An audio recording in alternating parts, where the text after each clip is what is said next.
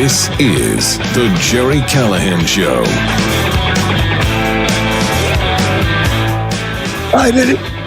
Friday, June 20th, the longest day of the year. Yes, that means beginning tomorrow. The days are going to get shorter.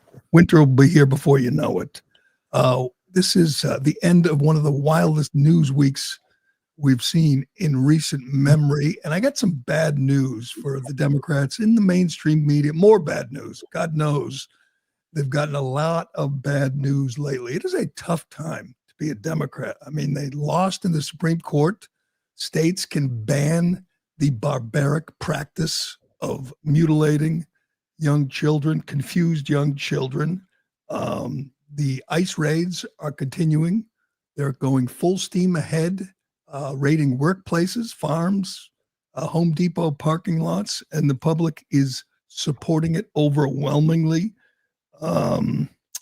They have some of the craziest people out front as their spokesman. You got Tim Walz and Jasmine Crockett at AOC and Liz Warren. Those are your people.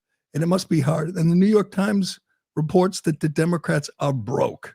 They don't have any money. The DNC is busted.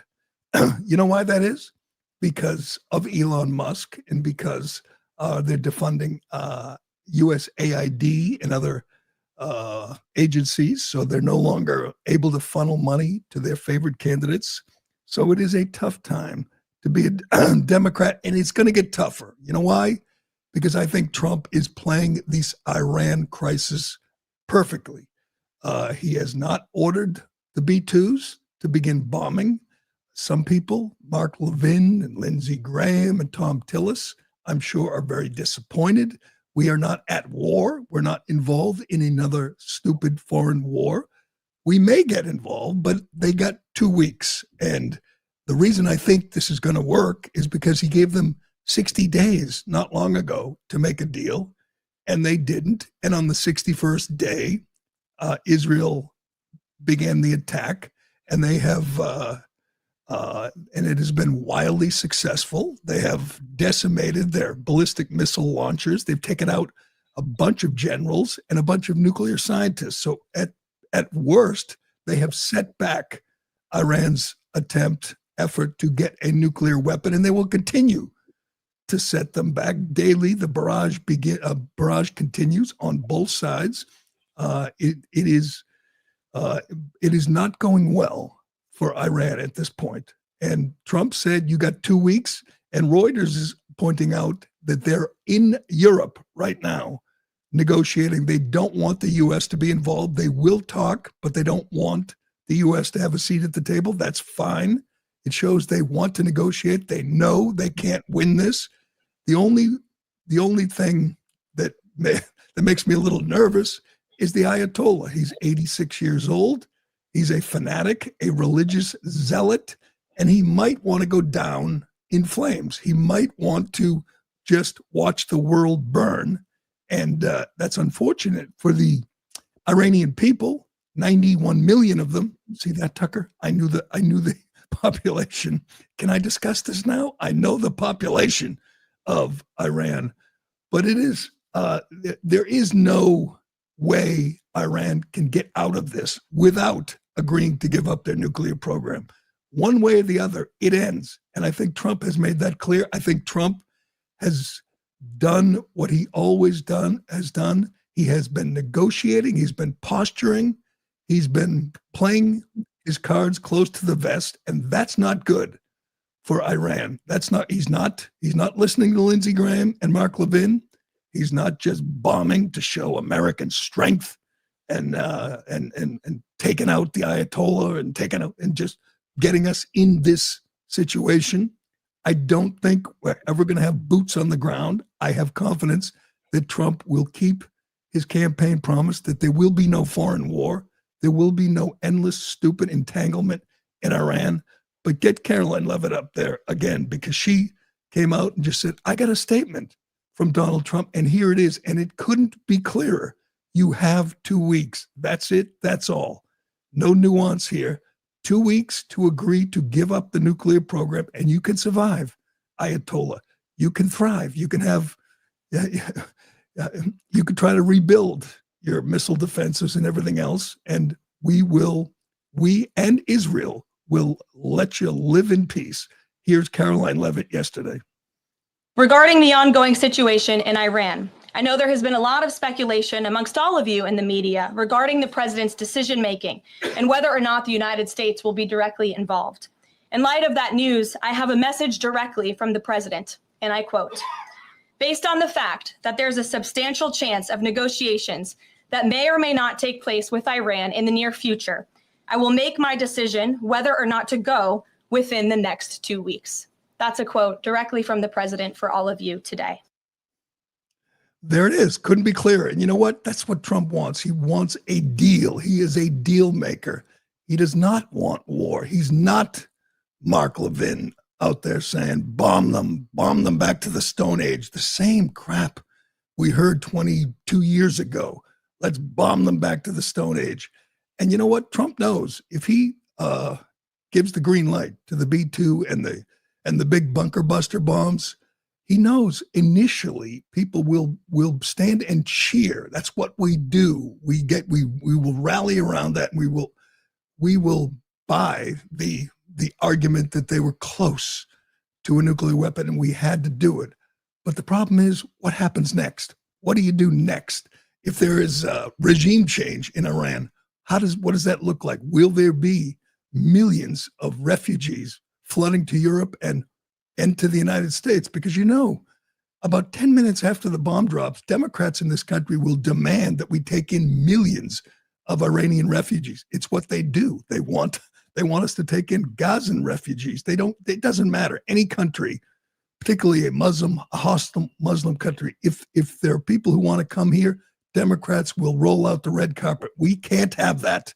We lived through that 20 years ago. We lived through it after Libya, after Syria. We do not want total chaos in Iraq and Iran like we had in Iraq. We do not want that. But again, the threat, the question I have is, what is the Ayatollah thinking? This is not a rational man. You're thinking, just call off the nuclear program. Just call it off. You can remain in power. You can control this country. You can continue to abuse women, and you can run it in your crazy fundamentalist way. You can live out your life. But like we have in many countries, like we have in this country, we have an elderly man calling the shots. I'm not sure he doesn't see himself as a potential martyr. He hates America. He hates Israel. He would love nothing more than to have that nuclear missile to just fire it off and blow up the world. But how many rational voices are in his ear? Any? I mean, how many people are saying, listen, we can't win this, Ayatollah. We can't. But they hate America. They hate Trump. They want to kill Trump. They want to kill Netanyahu. They want to blow up Israel. That's beyond dispute. There's no question about that. And it is hard to believe that we're talking about it like this, but it is indeed policy to want to kill Americans, to kill the president, to chant death to America. Here's the Iranian parliament, the Ayatollah. It's not in English, but here he is saying in front of the whole assembly, death to America. And every one of these officials, elected officials, ostensibly, chants along with him. These are government officials chanting death to America. That's what it's like inside Parliament in Tehran. Watch this.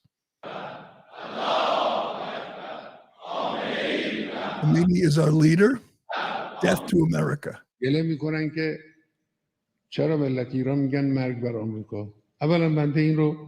me make something clear for U.S. leaders. Death to America means death to Trump, John Bolton, and Mike Pompeo. That's what he's telling. Are they on their knees? Yes. They're on their knees, pumping their fists, saying death to America. So that's what we're dealing with. Obviously, that guy's not going to be around much longer. Although, as I always point out, the evil people, they live longer. They're not burdened by conscience. So people like Whitey Bulger and Cardinal Law and this guy seem to live longer than your average person. But it is getting hard for Democrats, for the media, to defend, to oppose Trump on this because he showed such patience. I mean, clearly you can't call him, a warmonger taking orders from Mark Levin at this point.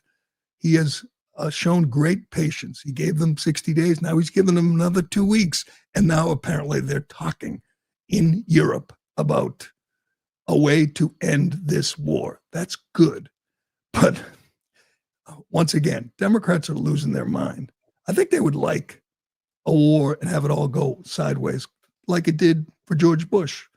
Then they would have a way, then they would have a theme. They would have an attack plan of their own to go after Trump for the next 3.5 years and Republicans. Because right now they are losing at every turn.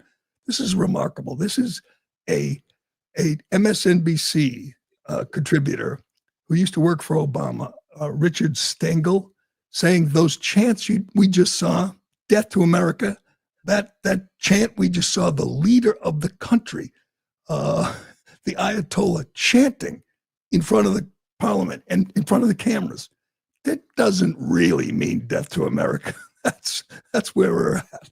Listen to this. It speaks to this, which is that he's not explaining what the issues are for America. What are the issues for America? Why is it a foundational issue for Trump that Iran doesn't have a nuclear weapon? Why is this something that the U.S. should be involved in? Why are we allied with Israel? He says because they chant death to America. They chant death to America. I went to Iran in 2014. I was sitting at a rally. These young guys were chanting death to America. I had a minder. I said, what are they saying? They're saying death to America. They finished the chant, and 2 young men came over and said, are you American? I said, yes. We want to welcome you to our country. We love American culture and love American movies. They wanted to talk about all these things. Iran is the most Western nation in the whole Middle East. We have much more in common with them than a lot of countries that we do have alliances with. The most Western country in the Middle East? Is that what he just said? Isn't Israel in the Middle East, last I checked? And in Iran, your women can't show their hair. They can't show their arms. If they do take off their hijab, they can be executed. They hang gay people from cranes. The most Western country? That's not only an MSNBC guy, that's an Obama guy. That's a guy who's been there on behalf of the Obama administration telling you that they are Western in Iran. All they do is lie. I mean, honest to God, you sit there and you say, what are they going to say next?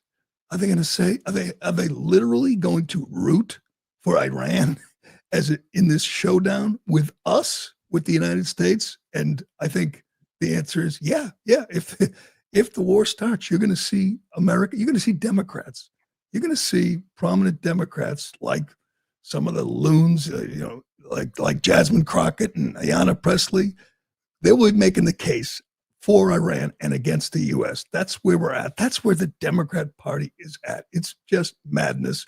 I thought maybe we could all come together and denounce the warmongers, Lindsey Graham. Tom Tillis came out and said we need regime change. I'm sorry, there's no appetite for regime change. We've seen how that works, and we've seen it time and again. We saw it in Iraq and in Syria and in Libya. Here's Mark Levin just tweeting out, the Iranian regime must be destroyed, all caps. Just destroy the regime. And then what? There was a great commentary, a great monologue from Carl Higbee on Newsmax yesterday. I recommended it. Everyone's 10 minutes long, but he points out that, and he's a Navy SEAL, he's a combat veteran, and he compares this to Iraq because you just don't know what comes next. Sure, the initial assault will be wonderful. We'll all stand and cheer. Shock and awe was wonderful. But what happens next? Do you truly want to destabilize the Middle East and create millions of, and maybe get a worse, if it's possible, maybe the new regime will be worse. And what do you do with all the refugees? What about the oil? What about the seas? It's just, there's so much doubt. You can't just say that, Mark Levin. Yeah, just blow up the Tehran, just flatten it, make it a parking lot. We're not buying that anymore. We used to. 20 years ago, people could rally around that. No more. I want to get to this Ted Cruz thing because this was a little strange. We talked about the Ted Cruz, Tucker Carlson 2-hour battle yesterday. It was great. I recommend it. I found it riveting. These two guys are real smart. I like them both. They're real articulate. It was a real debate. It got vicious. It got personal. It was testy. I like that. We need more of this, especially when the subject is imminent war. We need more debate, like smart people debating both sides of the issue. Ted Cruz is calling for military action. He's right there with Lindsey Graham on this issue. He wants a new regime in Iran, and he makes a lot of good arguments. He makes arguments about the nuclear program, about attempts on Trump's life, but he is asked about his support of Israel. And I support Israel. Most decent people support Israel for a number of reasons. They're our ally. They're a democracy. They're outnumbered. There's only 9 million of them, and they're fighting against 500 million people around them who hate their guts and want them dead. It's the only country where other countries' stated policy is eliminate everybody, kill them all, not whatever, take their land or stop their nuke program. Just kill them all. That's the stated policy of Iran and many of Israel's neighbors. That's why I support them. But Ted Cruz has a different reason, and I find this a little strange. Listen to Ted. Growing up in Sunday school, I was taught from the Bible, those who bless Israel will be blessed, and those who curse Israel will be cursed. And from my perspective, I want to be on the blessing side of things. Of those who bless the government of Israel? Those who bless Israel is what it says. It doesn't say the government of it, says the nation of Israel. So that's in the Bible. As a Christian, I believe that. Where is that? I can find it to you. I don't have the scripture off the tip of my. You pull out the phone and use the. It's in Genesis. So you're quoting a Bible phrase. You don't have context for it and you don't know where in the Bible it is, but that's like your theology? I'm confused. What does that even mean? Tucker. I'm a Christian. I want to know what you're talking about. Okay. Where does my support for Israel come from? Number one, because biblically we're commanded to support Israel. But number two, well, hold on. No. Hold on. You're a senator and now you're throwing out theology, and I am a Christian and I am allowed to weigh in on this. We are commanded as Christians to support the government of Israel? We are commanded to support Israel. And what does that mean, Israel? We're told those who bless Israel will be blessed. But what, hold on, define Israel. This is important. Are you kidding? This is a majority Christian country. Define Israel? Do you not know what Israel is? That would be the country you've asked like 49 questions about. So that's what Genesis, that's what God is talking about. The nation of Israel, yes. So is that the current borders, the current leadership? He's talking about the political entity called Israel? He's talking about the nation of Israel. Yeah, nations exist, and he's discussing a nation. A nation was the people of Israel. Is the nation They're the God's descendants of referring Abraham. to in Genesis, is that the same as the country run by Benjamin Netanyahu right now? Yes. All right. I like Ted. Ted's smart as hell. Ted's a Harvard guy, but we won't hold it against him. That is madness right there. And I'm a Christian, and I usually support the Christian argument in these disputes, but that is insane that he's supporting Israel. The number one reason, not the fact that the neighboring countries all want to kill them, and not the fact that they're our ally and they're a democracy. He's supporting Israel because it says to in the Bible.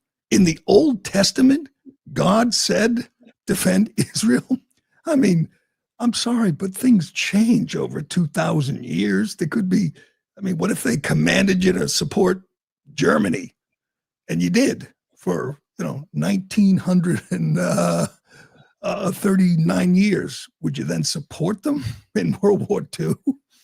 Supporting Israel because it says so in the Bible is some of the craziest stuff I've heard and it got overshadowed because there were so many other battles in that 2-hour interview. Everybody saw the clip where he didn't know the population of Iran. So what? So he didn't Wikipedia it just before the interview would say, 90 million people, or he didn't know the exact makeup of the country.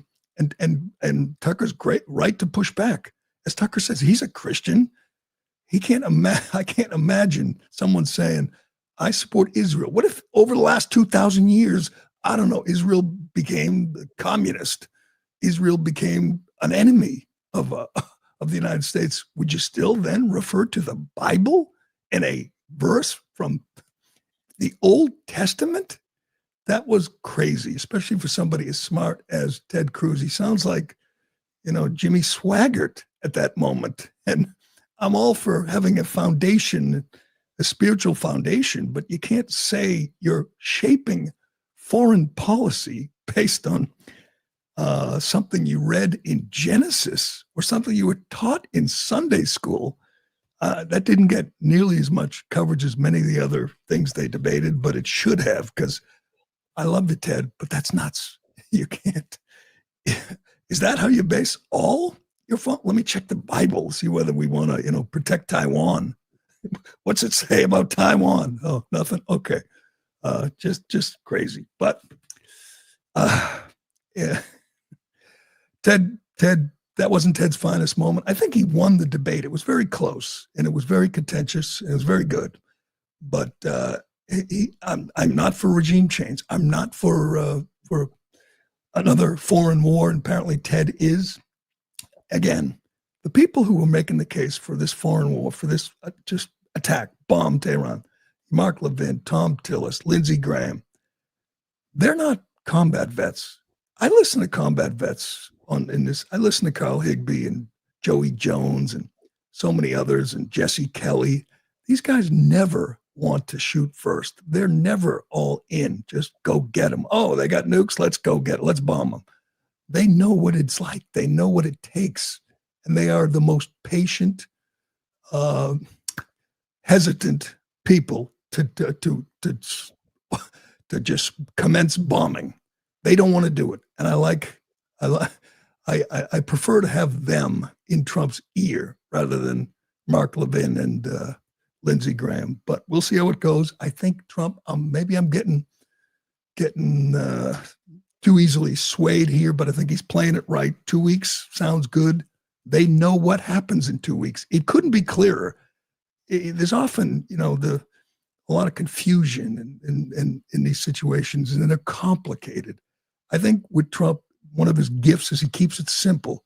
As he says, he's the common sense guy, and the common sense thing to do here is give them time, let Israel continue to decimate their missile batteries, their missile launchers, and their military installations, and see what they have to say over the next 2 weeks. I'm going to guess, again, it's not going to work out well for Democrats, for that MSNBC guy. I'm going to just predict now Trump played this perfectly, and there will be a deal, and there will be no B-2 dropping bunker busters, but we will see. All right, we're going to stick to the theme of Democrats losing their minds and losing the arguments.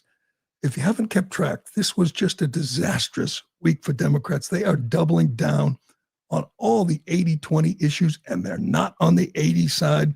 We'll get to wacky Jasmine Crockett.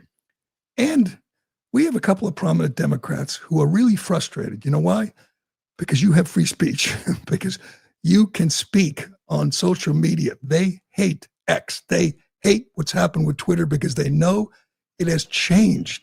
It has changed the country. It has changed the world. Once again, Elon Musk is a hero for a number of reasons, but this is the top of the list. We can speak again. Don't forget, 5 years ago, they controlled big tech. They controlled the media, and they're pissed. They can't stand it. They want to go back to those days. We'll get to that and more, but first. Excuse me. If you've ever searched for your name or address on Google, it's shocking to find out how many results have your personal information, and it's not by chance. Data brokers and other people, search sites collect your personal information, your name, your address, your phone number, financial info, income, and hundreds of other records. They sell it and they share it publicly without your consent. But Incogni is here to put an end to that. You don't have to email anyone, fill out forms, or jump through hoops. Incogni handles the entire process for you. It hunts down these unethical sites and gets your info removed from the places that expose your private information. Incogni also continuously monitors if your data is put back onto these databases, requesting repeated removals. This keeps them off it forever. So you get way fewer spam calls, spam emails, and you get more peace of mind. And best of all, you can cancel at any time. And they offer a 30-day money-back guarantee, so you can get it completely risk-free. Right now, you can get 60% off your annual plan by going to incogni.com. Use code Callahan. That's incogni.com/Callahan and use code word Callahan at checkout to get 60% off and protect your data for an entire year. All right, it is Friday. That means send us your comments and questions. Ironhead is going through them right now. We got lots of them here. We will read the good ones, at least according to Ironhead, a little later on. Ooh, Alan on the comment line on Facebook says, Taco Dawn, we went from unconditional surrender to we'll see what happens in 2 weeks. Chicken. I love that. Trump's chicken because he didn't bomb Tehran already, because he didn't drop bunker busters or kill the Ayatollah. We'll see how that works. Yeah, I like it. 2 weeks, and something tells me as soon as those 2 weeks are up, you're going to get your wish, Alan. You're going to get a war. But we'll see what happens in these 2 weeks, and I think you're going to be disappointed because I think a deal will happen, and it'll just be another disappointment for you guys on the left. Again, it's just one setback after another. I don't think the Democrat Party is going to go the way of the Whigs, the bull moose. I mean, but they are flailing. It is comical at this point. They have no leader. They have no candidate for 2026. Their top people are just self-immolating. Tim Walz, he's running. He's going to have to at some point explain why he appointed to his advisory board a guy who went out and murdered a couple of people for whatever reason. We don't know. Maybe he's just insane. And on top of that, he's out there telling you that the ICE guys are Nazis and Gestapo. You have Jasmine Crockett. You have AOC. You have Gavin Newsom. How's it working out for Gavin Newsom right now in California? You think the situation in LA, the chaos, you think that's helping his candidacy in 2028? He's running, but good luck with that. Do you want the rest of the country to look like California? They lost the big battle in the Supreme Court over child mutilation. That was a big setback, and they're all out there doubling down. And Chuck Schumer and Cory Booker, they're crying because states will no longer allow these monsters posing as doctors to mutilate children who are confused, depressed. You go with that. You double down. You continue to support this barbaric practice. See how that works in 2026. See how it works in 2028. You stand there and say the doctors should have the right to perform surgeries, give drugs to children. You just keep telling kids you're born in the wrong body. I love that. They call Trump's, the Republicans' position on this cruel, and then they turn around and tell some confused kid, oh, you were born in the wrong body. Here's how we'll solve your problem. We'll remove healthy body parts. We'll put you on drugs forever, for life. That's their idea of compassion. And that is, it's a human issue. It's not really, it's beyond politics, but politically it's suicide, like many Democrat positions. They're out there fighting ICE every day. We see them attacking ICE agents, trying to get arrested, assaulting ICE agents who are grabbing the worst of the worst. They're picking up killers and gang members, and Democrats are trying to stop them. They're doing everything in their power to stop them from removing really bad people from your neighborhood. That's another Democrat position. And then you have the lunatic, insane positions like, out there talking about reparations. You got Brandon Johnson and Ayanna Pressley. We want reparations. Again, that's probably a 90-10 issue, and they're doubling down on the 10. They're losing their minds, and they're losing their money. They don't have any money. There's chaos in the Democrat Party. Trump has done some great things, but nothing more than just breaking, emotionally, mentally breaking his opposition, his adversaries. They just lose their minds when it comes to debating, opposing Donald Trump from the top, from Chuck Schumer and Cory Booker to the street rabble out there violently protesting, violently rioting. Keep it up. We need you to keep it up because the next election won't be far away. I want to show you an ad Democrats put out in opposition to Trump's immigration policy, to Trump's effort to remove illegal alien criminals from your neighborhood. This is hard to believe it's real, but this was actually made, produced, and released by Democrats. Check it out. I had a really good time today. Yeah, me too. I really like.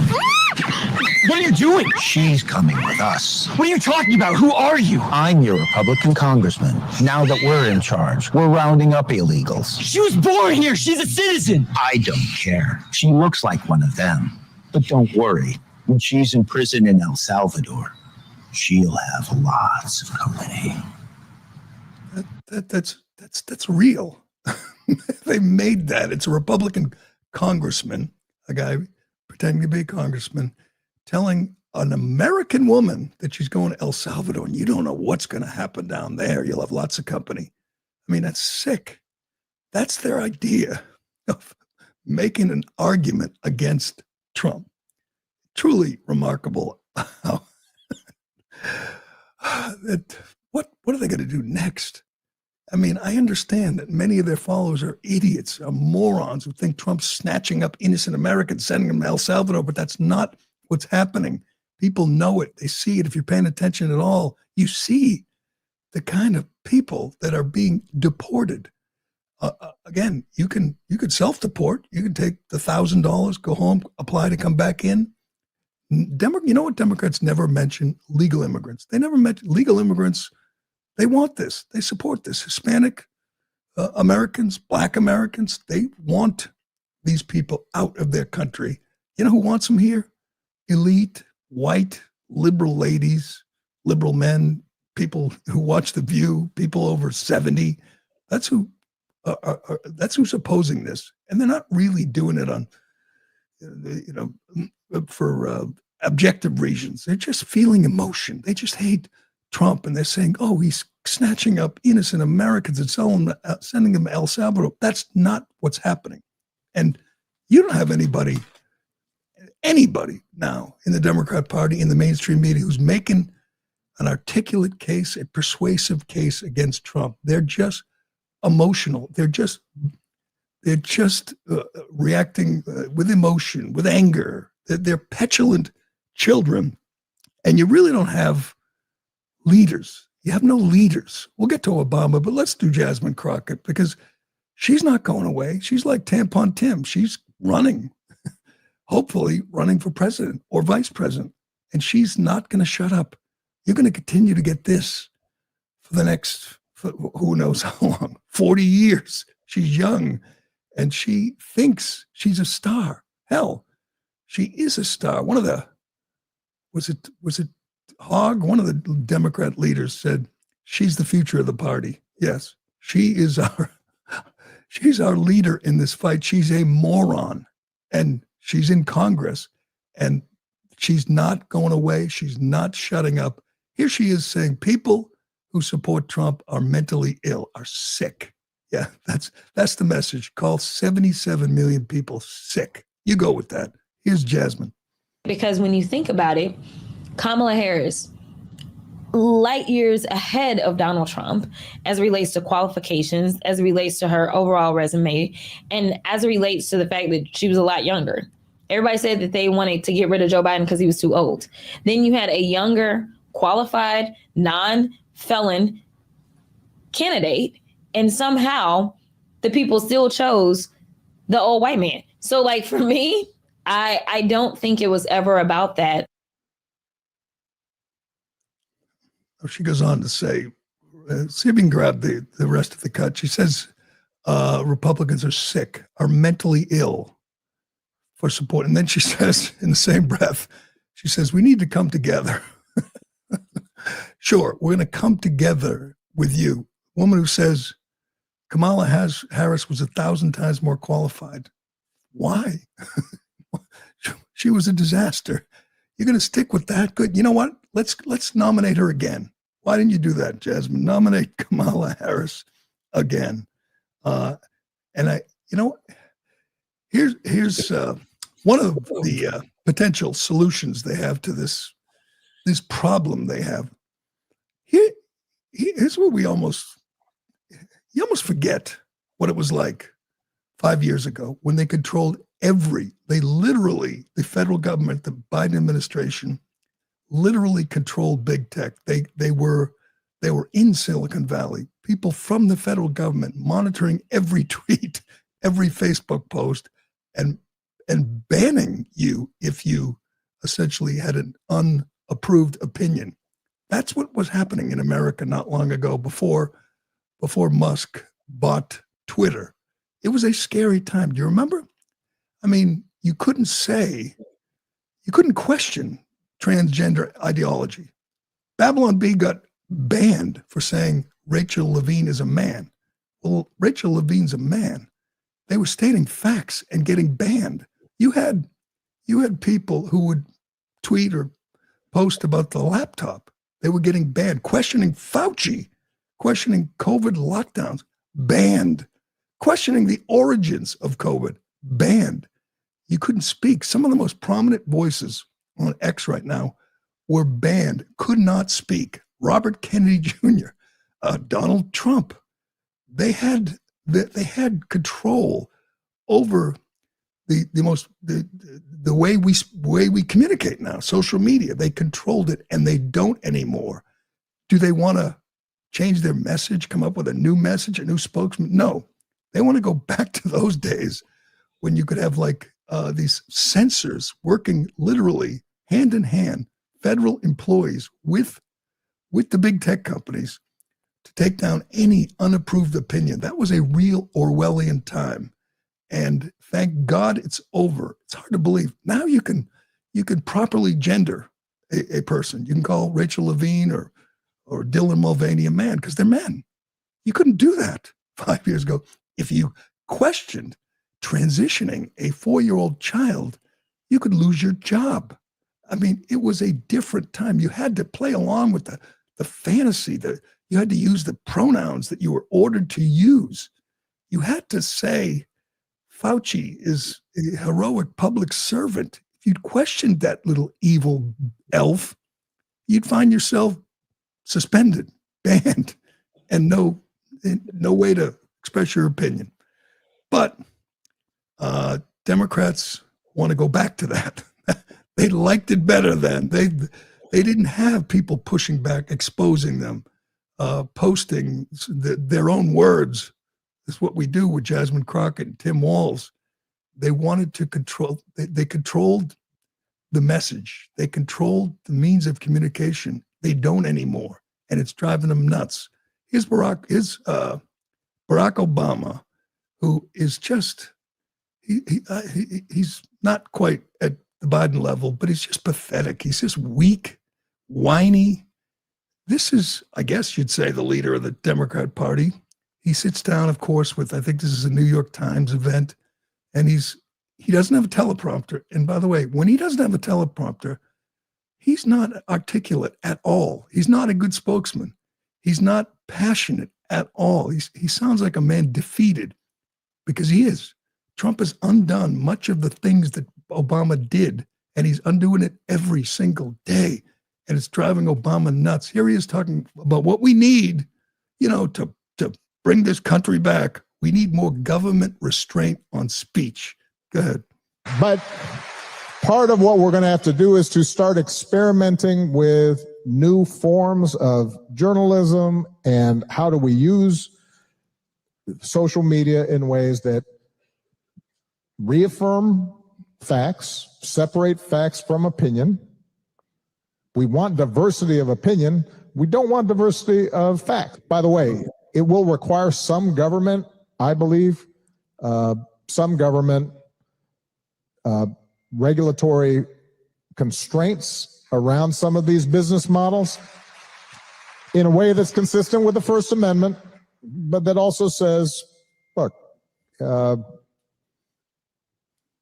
is a difference between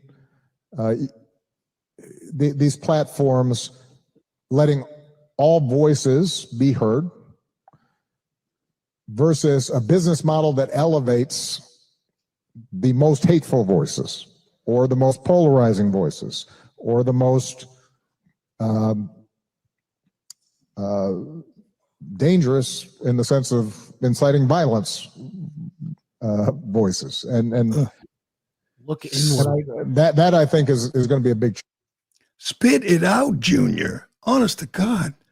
You know why he was so inarticulate? So he was stumbling and stammering. You know why? Because he wants to say we need to censor people who support Trump.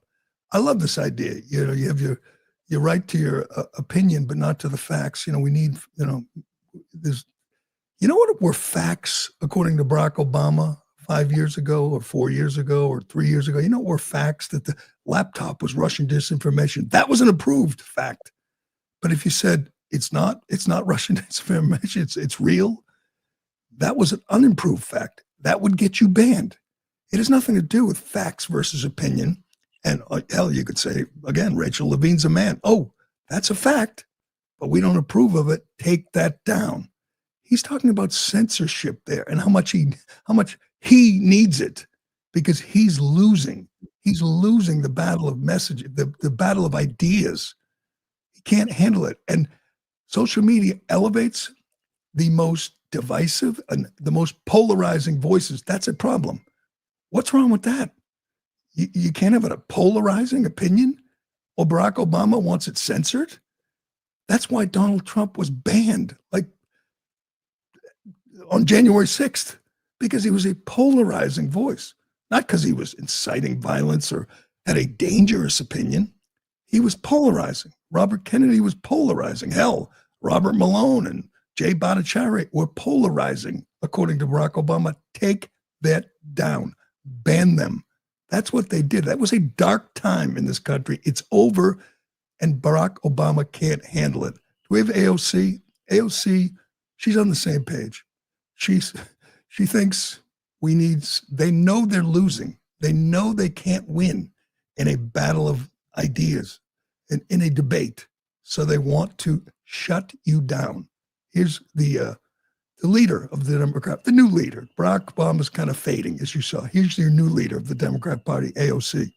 I do think that several members of Congress in some of my discussions have brought up media literacy because that is a part of what happened here. And we're going to have to figure out how we rein in our media environment so that you can't just spew disinformation and misinformation. It's one thing to have differing opinions, but it's another thing entirely to just say things that are false. And so that's something that we're looking into. We need to rein in our media. Rein our media in, says a sitting congresswoman, because we say things that aren't true. Again, that era, the 2020, that was marked by things that weren't true. That's what you heard from her, from Obama, from all of them for years, things that aren't true. The most secure elections of our lifetime in 2020, which we now know was untrue. The lawfare against Trump, the rape charge from E. Jean Carroll, who's selling a book. If you said that's a lie, she is lying, you'd lose your voice. And that's what they want to do. They want to bring that back. That's how you know they're losing right now. Their answer is to stop the other side from speaking. That's not a debate. It's not an argument. She's not smart enough to debate. She's a dummy, just like Jasmine Crockett and Tim Walz. But I do still feel sorry for Barack Obama.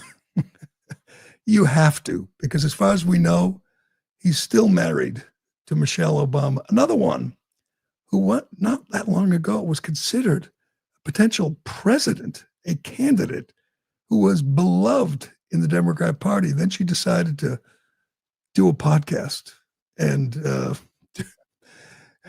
with her brother. And it is just unspeakably bad, uncomfortably bad to listen to this. We played a few cuts over the, I guess it's still on, right? Is she still doing this? It's hard to believe. Somehow. I didn't think it would last this long. I have to admit, I'm not sure what the numbers are these days, but check out this shot she takes at her husband, for now at least, her husband. They have 2 daughters. They do not have a son, and she's glad they don't have a son. Let's listen to why she's glad she never had a boy. Go ahead. It's about what he needs as a grown man in the world. That would be. You should have threw a boy in the mix. I would. I'm so glad I didn't have a boy. Yeah. Because he would have been a Barack Obama. Was like baby Barack. It would have been amazing. No, I would have felt for him. She's glad she didn't have a boy because he would have been another Barack Obama, and I would have felt for him. Oh, God, what an awful, awful woman. I'm telling you, I do feel bad for Barack, although they're probably not even really together anymore. You don't see them together too often. She did a thing with Springsteen the other day, which was uncomfortable. She got up on stage and danced and sang backup, and Bruce said, "You were great." And I'm thinking, Bruce is just happy because he has finally, after 50 years, he has his first black fan. I don't think he's ever had one of those before. Congratulations, Bruce. All right. I got so much more to get to on this front. I want to get to the, by the way, one more thing on the censorship argument on what it would be like if X was still controlled by Jack Dorsey and other friends of Joe Biden. This is hilarious. J.D. Vance decided to go on Blue Sky. If you don't know what Blue Sky is, it's the Democrat liberal alternative to X, where they started and said, there's so much hate on X, so many mean people saying mean things. Let me go to Blue Sky. And I guess Democrats, liberals are on there, but there's no traction. There's no buzz. People don't even know it exists. So J.D. Vance goes there and he posts about the ruling, the Supreme Court ruling against child mutilation in Tennessee. Guess what happened? 12 minutes after he posted, they banned him. Talk about that. That was brilliant by J.D. Vance, by the way, to go on there. He posted something completely obvious and expected and something you'd find on X any old time about he was pleased at the decision by the Supreme Court. So he was praising a decision by the U.S. Supreme Court, and Blue Sky banned him. They suspended him. That's what life would be like if Musk hadn't have bought X. But all right, before we go, I want to get to this New York City's mayor race. We have to talk about this because, again, it's consistent with our theme today on Democrats just losing their way and having no message and no messenger and doubling down on insanity.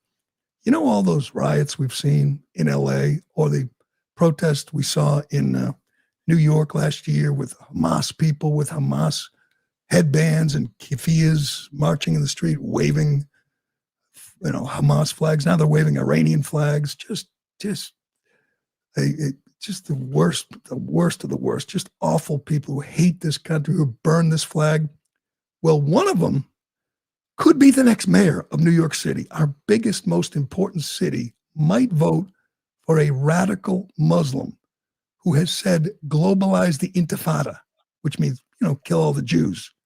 He's on the ballot. He's running against Andrew Cuomo. Most polls have Cuomo leading. Cuomo is one lucky guy, man. He's running against this nut in New York City. And this will be, I'm glad I don't live in New York City. It's going to be terrible for the New York. He wants to replace police with social workers. Yes, he's doing that again. He's a defund the police guy. He wants to freeze all rents. His name is Zohran Mamdani. Zohran Mamdani is a 33-year-old guy. And of course, he wasn't born in this country. He was born in Uganda. He's a New York,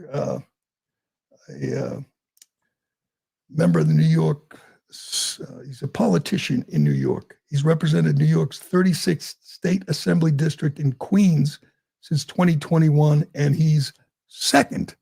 There's one poll that has him winning.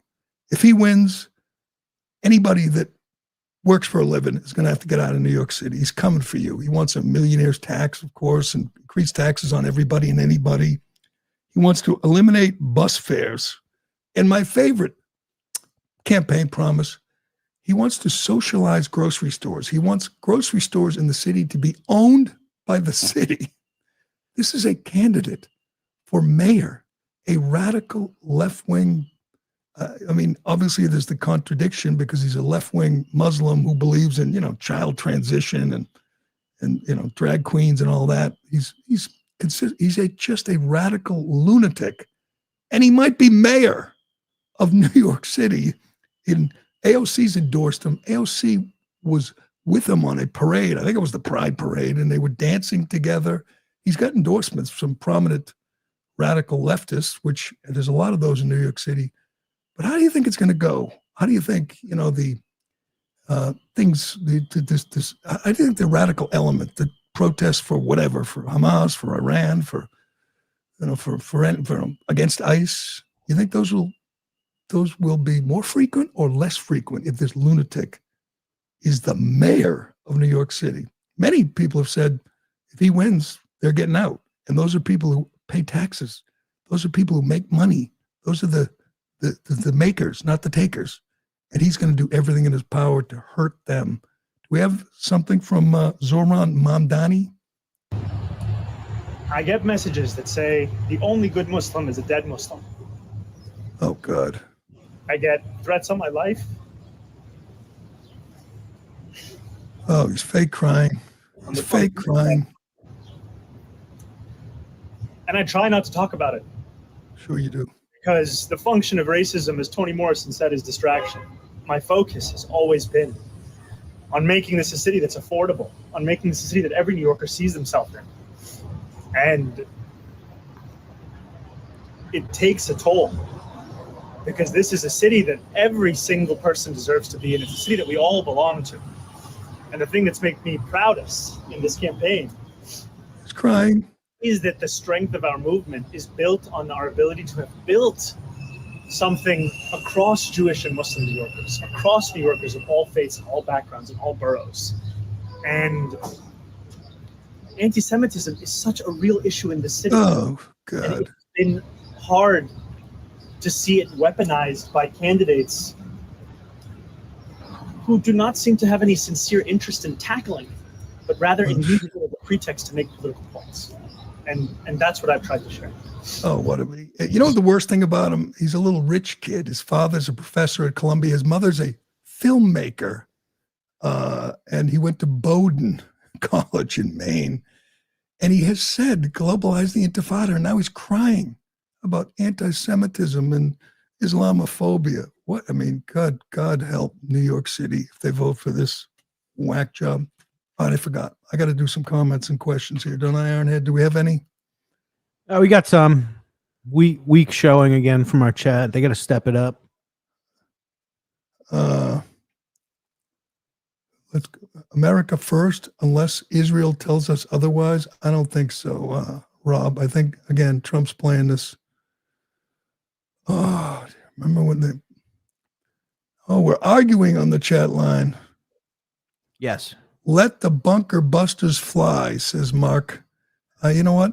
If he orders the bunker busters, again, initially, we're all going to get behind it. We're all going to say, oh, good, they eliminated the, but then what, man? Then what? Maybe it is just one quick mission, 5 hours, we're done. If he starts to bomb Iran, the people would be saying that Trump broke his campaign promise. Yes, but he has two promises. One was no new wars and one was no nuke for Iran. So you got conflicting campaign promises. Open the psych wards for Democrats, says Maz. Sure, definitely. Mr. President Trump, this is your chance to really make the world great. Make the right deal. Be wise. make history, make peace without war. You can do it, sir. I agree. I think he's going to do it. He's going. DC says 1 out of 3 Trump supporters are as stupid as the other 2. I don't know. You want to go battle? You want a battle of IQs? I'll take Ted Cruz over Jasmine Crockett, a couple of Texas representatives. I don't think you're going to win that debate. But we got, you know what? People are making fun of Big Mike too. Big Mike. I had to throw that one in. No. One of their daughters, by the way, changed her name. She doesn't want to be known as Obama. I don't know what it is, but one of the daughters changed her name from Obama. They got some issues in that family, let me tell you. And I don't think it's Barack's fault. We'll be wait to see who Barack steps out with. Any day now, we're going to see him on a date in LA at some restaurant, coming out of some expensive restaurant with his date, trying to avoid the cameras. That's going to happen any day now. But all right, we got to wrap this up on this crazy Friday and get back to the War Watch. No, we don't have to do that today, do we? We have 2 weeks. 2 weeks. Excellent. This is it's like my favorite weekend. With it gets dark so late. Summer hasn't even really begun yet. I used to love this when I was a kid. School's over and summer begins. So enjoy it, everybody. Thanks for watching. Thanks for listening. I'm Gerry Callahan. This is The Callahan Show, and we will do it again Monday morning. It's about what he needs as a grown man in the world. That would be. You should have threw a boy in the mix. I would. I'm so glad I didn't have a boy. Yeah. Because he would have been a Barack Obama. It was like baby Barack. It would have been amazing. No, I would.